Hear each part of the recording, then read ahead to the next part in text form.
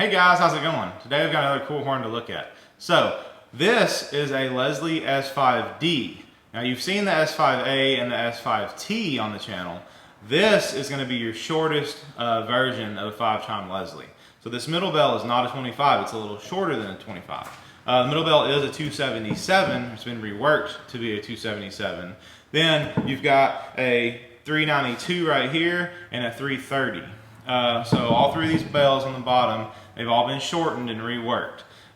This is a replica horn, it's not a real one. It's been recreated because S5Ds are very hard to find.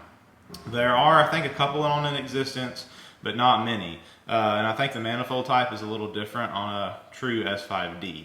So, like I said, you have the 3 modified bells, and then you have a 55 and a 44 up top. So, it does have your bronze Tabby power chambers. That's going to be early 50s, which is what this horn would have when it came out.